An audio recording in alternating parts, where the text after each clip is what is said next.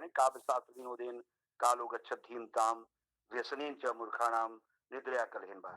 शिक्षक समाज में सकारात्मक मनोवृत्ति का विकास हो, सकारात्मकता पर हम बात करें और निगेटिविटी जो भरी हुई है जिससे हमारा शिक्षण रूपी पवित्र व्यवसाय मैं कहूंगा उसे, वह प्रभावित हो रहा है और हमारी चेतना भी कहीं न कहीं कुंठित हो जाती है कभी-कभी। तो उससे बचने के लिए भी हमें अच्छे सरोकारों की आवश्यकता है और यह जो आदरणीय अणु जी का प्रयास है, वह इसके लिए बहुत महत्वपूर्ण मंच है और बहुत खुला मंच है। तो मातृभाषा पर जो मुझे कहना था, मैंने कई उदाहरण भी दिए आपको। जहाँ तक मातृभाषा में शिक्षकों के प्रति जो अनुराग हो, तभी वो बच्चों के अंदर अनुराग पैदा कर सकते हैं। आप देखते होंगे जितने भी प्रभावशाली वक्ता होते हैं, जो नेतृत्व करते हैं समाज का, अभी मैं माननीय प्रधानमंत्री जी का नाम लूं, ये आप देखते होंगे जिस भी राज्य में वो अपना अभिभाषण करते हैं, शुरू करते हैं, हाँ, पहली पहली बार वो जो है वहाँ की जो मातृभाषा है, चाहे तमिल हो, चाहे बांग्ला हो, चाहे वो मराठी हो, चाहे वो मलयालम हो, सारी भाषाओं के प्रयोग करते हैं। मैंने उनको कई बार देखा कि वाराणसी में अगर बोलते हैं तो बहुत सारा भोजपुरी शब्दावली का प्रयोग करते हैं। ये उनकी क्षमता है कि वो बहुत परिश्रम से उस चीज को याद कर पाते हैं और व्यक्त कर पाते हैं। तो इस तरह से प्रभावशाली अभिव्यक्ति के लिए और हीलिंग टच देने के लिए लोगों को जरूरी है कि आप उनकी भाषा में बात करें। आप लौकिक भाषा की जब बात करेंगे और जब भाषा में गौतम बुद्ध को देखें तो जब संस्कृतनिष्ठ भाषा आम जनता समझ नहीं पाती थी या उसका प्रयोग करने में समर्थ नहीं थी, तो गौतम बुद्ध जी ने पाली भाषा का प्रयोग किया। तो जन भाषा, जब तक जन भाषा की पहुंच जन जन तक नहीं होगी तब तक उस भाषा का विकास भी नहीं होता है। अगर संस्कृत में ही हमको रामायण पढ़नी होती तो शायद अवधि का जो रामायण है यानी रामचरितमानस, वह आज हमारे लिए जो आदर्श बना हुआ है, हम अपने घरों में उसको रख कर या उसका गायन करके घर को पवित्र बनाने का प्रयास करते हैं। तो रामायण वही है, कहानी लगभग वही है, लेकिन तुलसी ने चूंकि जन भाषा में उसको लिखा, अवधि में लिखा और सबके लिए सरल और सहज हो गया, इसलिए आज हमारे लिए वो उपयोगी हो गया है और हम ज्यादा अपनी संस्कृति और अपनी सभ्यता को समझने में समर्थ हुए हैं। तुलसी को मैं एक समाजशास्त्री भी मानता हूँ, समाज सुधारक भी मानता हूँ, समाज का एक मार्गदर्शक भी मानता हूँ। तो ऐसे में मातृभाषा का प्रयोग शिक्षकों द्वारा लज्जा भाव से न किया जाए, मेरा ये मानना है, मैं ये चाहता हूँ। और जो बच्चे कभी कभी मातृभाषा का प्रयोग करते हैं तो उसमें कभी कभी हमको ये हेजिटेट करते हैं कि क्या शब्द प्रयोग कर रहा है, उसे हम डांट देते हैं।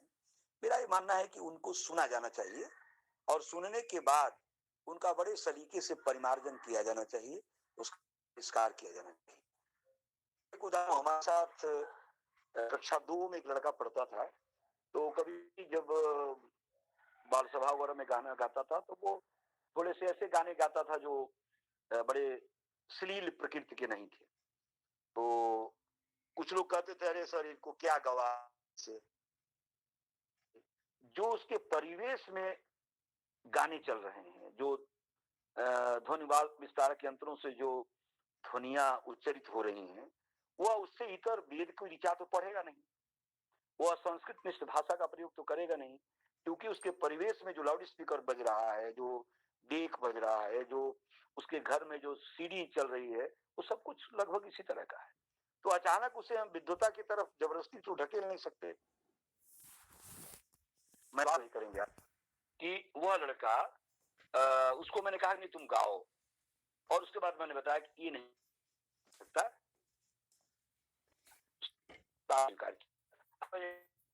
का और एक आंदोलन किया गया था, उस कार्यक्रम का संचालन था, मुझे लगा तो हम आप क्या पता नहीं कैसा गा। तो ऐसा नहीं कि आप भाषा विकास में केवल अवरोध पैदा विकास सकते हैं या ठीक कर सकते हैं, उनको स्वीकार करते हुए हमारी। हम लोग तो कृषि विज्ञान के छात्र रहे हैं। तो कृषि विज्ञान में एक बात, एक्सटेंशन जो होता था, एग्रीकल्चर एक्सटेंशन, उसमें एक बात सिखाई जाती थी, यदि कोई किसान कोई वैरायटी बोया है, अगर उससे चाहते हैं कि वो वैरायटी वो छोड़ दे, न बोए, तो उससे हम ये नहीं कह सकते कि आपने बड़ी गलत वैरायटी बोल दी है, अच्छी बात नहीं।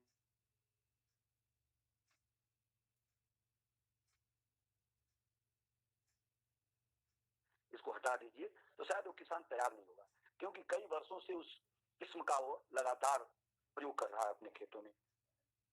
होता क्या है, उससे कहें कि ठीक है आप जो वैरायटी बो रहे हैं बहुत अच्छा है, लेकिन हम जो ये वैरायटी बता रहे हैं इसको भी आप एक बो कर देखें।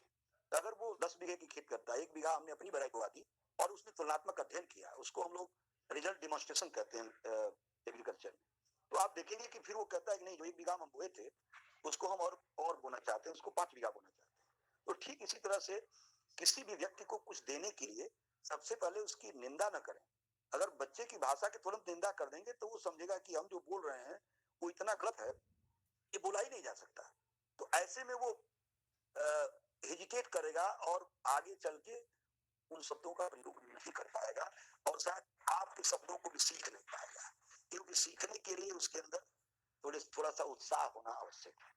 तो इन सारी बातों के साथ ये तो वही शिक्षक समझ सकते हैं जो कक्षा कक्षों में जाकर बहुत तल्लीन होकर बच्चों के साथ संवाद स्थापित करते हैं, और बच्चे उनके अपने हो जाते हैं। आज की क्लास में 6B में जैसे आज मैं सरदार भगत सिंह का एक पाठ पढ़ाना था, उनके दो चिट्ठियां हैं जो भगत सिंह ने लिखी है, तो उसी पर मैं चर्चा कर रहा था।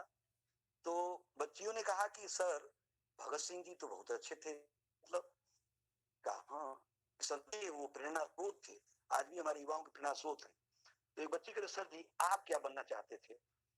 हमने कहा ये तो हम नहीं बता पाएंगे, अभी जो बने हैं जो आपके सामने है वो दिखाई दे रहे हैं। कहीं नहीं सर, आप टीचर तो नहीं बनना चाहते होंगे, कुछ और बनना चाहते होंगे। तो कहीं न कहीं वो जो आत्मीयता आपकी होती है बच्चों के प्रति, वो आपसे प्रश्न करने का अवसर भी देती है और फिर बहुत सारे सवाल भी खड़े करती है। तो इस तरह से जो आत्मीयता के साथ शिक्षण कार्य करते हैं, जो उसी में खो जाते हैं, वो बहुत कुछ उसमें से निकाल भी लेते हैं। और जब अभिव्यक्ति बच्चे की होगी और आप उसका उत्तर देने का प्रयास करते हैं, तो नई चीज निकल के आती है। जैसे एक पाठ है सच्ची वीरता। सच्ची वीरता में सरदार पूर्ण सिंह जी लिखते हैं कि जब भी कोई नया व्यक्ति आता है तो कुछ नया कमाल करता है वो, और वो कमाल बहुत दिनों तक उसको समाज और जो पूरी व्यवस्था है उसको स्वीकार करती है और उसको एक्सेप्ट करती है, जब वो चीजें आत्मा से निकलती है। इसीलिए आप देखे होंगे बहुत सारे संतों महंतों ने बहुत सरल वाणी में, चाहे कबीर ने, चाहे मैं कहूंगा सूर को भी मैं कहूंगा, दादू को कहूंगा, रविदास जी को कहूंगा, इन संतों की कोई नहीं थी। और आप यहाँ देखें कि लता मंगेशकर जी की एकेडमिक के बारे में आप शायद आप बताएं कि इन कलाकारों को, इन साहित्यकारों को, इन विद्वानों को, इन चिंतक आप किस नजरिए से, इससे कोई पीएचडी नहीं है, कोई किसी विश्वविद्यालय में कुलपति के पद पे नहीं रहा है, हेड नहीं रहा, डीन रहा नहीं रहा, डायरेक्टर नहीं रहा, लेकिन ये आज भी हमारे जहन में जिंदा है, आज भी हमको गुनगुनाने के लिए मजबूर करते हैं, आज भी अपने बारे में सोचने के लिए हमको विवश करते हैं। तो कौन सी चीज है, वह कौन सी बात है जो इनको समाज में अलग तरह से स्थापित करती है, और बिना किसी ग्लैमर के ये लोग हमारे लिए हृदयंगम है। आपने देखा होगा कि रविदास जी के लगभग 40 पद गुरबाणी में, गुरु ग्रंथ साहब में भी अंकित किए गए, रखे गए हैं उसको।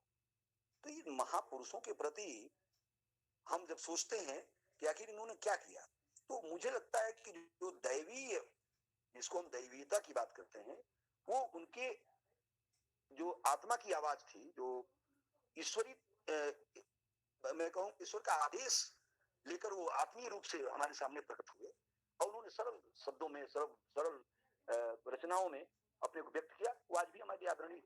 बात की बहुत सारे रचनाकार आए और गए, लेकिन हम उनको नहीं कंसिडर कर रहे हैं। आज भी हम उन्हीं के उदाहरण देते हैं, वही हमारे लिए मानक बने हुए हैं। तो ये बहुत सारी चीजें हैं, हम सबको सीखनी चाहिए। लगता है हमको, हम शिक्षकों को, सभी को उस आत्मीयता तक पहुंचने का प्रयास करना चाहिए और शिक्षक को एक साधक के रूप में, एक तपस्वी के रूप में भी स्वयं को स्थापित करने का प्रयास करना चाहिए। केवल हम प्रोफेशनल टीचर के रूप में अपने आप को स्थापित करके देश को बहुत नहीं दे सकते, समाज में बहुत बड़े परिवर्तन नहीं कर सकते, मेरा ऐसा मानना है। और जो लोग सोच रहे हैं कि ये प्रोफेशन है केवल, तो फिर उनके लिए मैं कुछ नहीं कर सकता। नौकरी करें और फिर रिटायर होने के बाद अपने घर जाएं, उनके बारे में क्या कहा जा सकता है। लेकिन अगर आपको समाज में कुछ परिवर्तन लाना है, अपनी स्मृति से कुछ ऐसी चीजें समाज और उन बच्चों तक अंकित करनी है जो वो जीवन भर आपके लिए आदर प्रकट कर सके, इसके प्रयत्न सबको करना चाहिए। और मातृभाषा के प्रति, जनभाषा के प्रति एक आदर हमारे मन में होना चाहिए। और जो शब्दावली है, हम कहते हैं अंग्रेजी युक्त हिंदी पढ़ने से बढ़िया है कि हम बांग्ला से युक्त हिंदी पढ़ें। जैसे बांग्ला में बोलते हैं कि तू की कोरबे, भोजपुरी में कहते हैं तू का करबो। तो बहुत सारे शब्द ऐसे हैं जो, क्योंकि बांग्ला जो है भोजपुरी को बहुत प्रभावित करती है, और हम लोग कमाने पहले कत्ता ही जाते थे, रंगून ही जाते थे। तो हमारे मेरे पिया गए रंगून वहां से किए हैं टेलीफोन, आपने बहुत पुराना गाना सुना होगा। तो पहले हमारी संस्कृति में कलकत्ता और बंगाल की राग रागिनियां वो सब थी, और उससे हमारी भोजपुरी बहुत प्रभावित है। आज भी हमारे पुराने गाने जो हैं, लोकगीत हैं जो शादियों में गाए जाते हैं, या आपने देखा होगा सागर सिन्हा जी ने जिस तरह से हमर के साथ अपने गीतों को प्रस्तुत किया है, वो लोग जीवन के लिए बहुत महत्वपूर्ण भूमिका निभाते हैं लोग को समझने के लिए। तो इन सारे संदर्भों को जब शिक्षक आत्मसात करेंगे, तब जब वो जो कुछ भी बच्चों के साथ व्यक्त करेंगे वो बहुत अद्भुत होगा, उसकी तुलना किसी चीज से नहीं की जा सकती। मुझे लगता है कि अरुण सर के इस आदेश के पालन में ये जितना मैंने कुछ सहज रूप से व्यक्त किया, यह पर्याप्त मान लिया जाना चाहिए। और फिर भविष्य में जैसी भी आप लोगों की आज्ञा होगी, आपकी अनुमति होगी, उसके अनुरूप मैं अपनी बातें आपके सामने रखता रहूंगा, क्योंकि अनुभव बढ़ता जा रहा है उम्र के हिसाब से। इसलिए मैं नई पीढ़ी को अपेक्षा रखता हूँ कि एक नए